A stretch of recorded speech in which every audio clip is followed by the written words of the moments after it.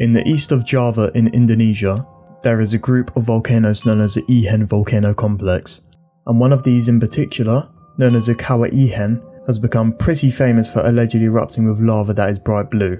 Today we're going to go over exactly how it gets that coloration, if it's unique to this particular mountain, as well as the local miners taking advantage of this natural phenomenon. So, what's the story behind Indonesia's blue volcano? Well, the first thing to know is that the particular fire colour is caused by the burning of sulfur, a chemical element that is incredibly abundant near this particular volcano. Notice I said fire earlier, not lava, because the so-called blue lava found at this volcano is actually just due to the sulfur on the surface melting as a result of the volcanic heat and carrying the fire down the volcano as it burns in liquid form, giving the illusion of being real lava. Sulfur burns at around 360 degrees Celsius and produces an electric blue flame since it's hotter than the traditional red flame. In fact, producing real blue lava would require temperatures of at least 6,000 degrees Celsius, which is a couple hundred degrees hotter than the sun, so probably not going to happen on Earth anytime soon. Is it even still active?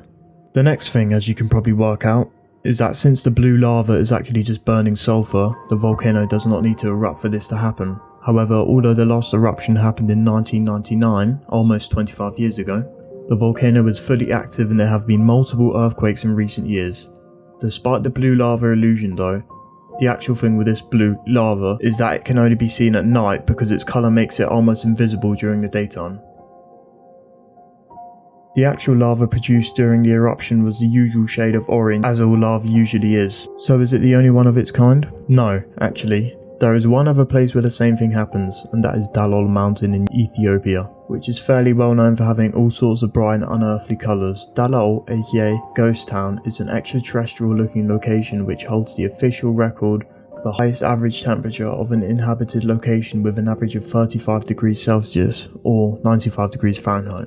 Note that this was taken back in 1960 to 1966, so temperatures have likely increased due to global warming since these records. Regarding the volcanic crater, a combination of materials in addition to hot spring activity in the area culminates in the resulting colourful landscape. Both places are regularly visited by tourists, but seeing as the latter has much less safety measures and is not being monitored, it's probably a better idea to go to the Kawah Ijen instead, especially seeing as it is also accompanied by the volcano's fictitious looking lake, seeming as though it's from a long time ago in a galaxy far, far away. The Devil's Gold.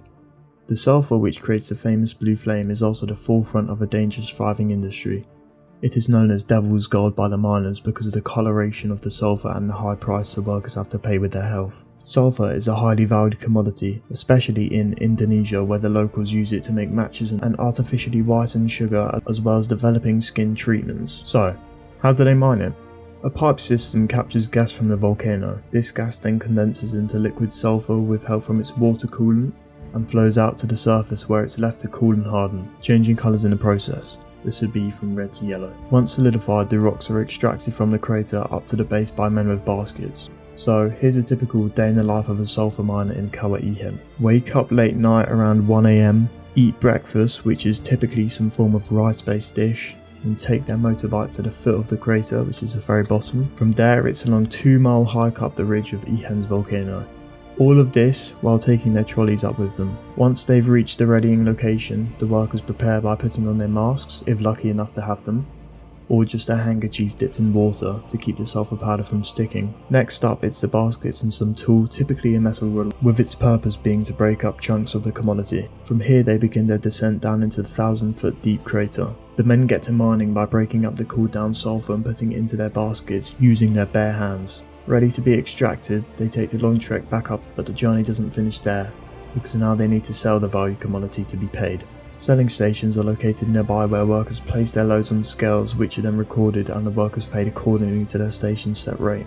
This is around 6 cents per kilo. For a job where workers must work beside toxic gases, extremely acidic lakes and a gruelingly painful experience carrying the load, which is typically heavier than the worker's body weight, all for roughly $13, which is just enough for the workers to make ends meet. The lasting impacts of the job are serious. More than half of the miners suffer from pharyngitis, inflammation at the back of the throat, and a third experience respiratory diseases every month, as well as the likely deformation of spines and legs from carrying such heavy loads. So, to conclude, Kawah Ijen is an almost one-of-a-kind volcano that produces the illusion of erupting with blue lava, making it a very interesting tourist destination for some.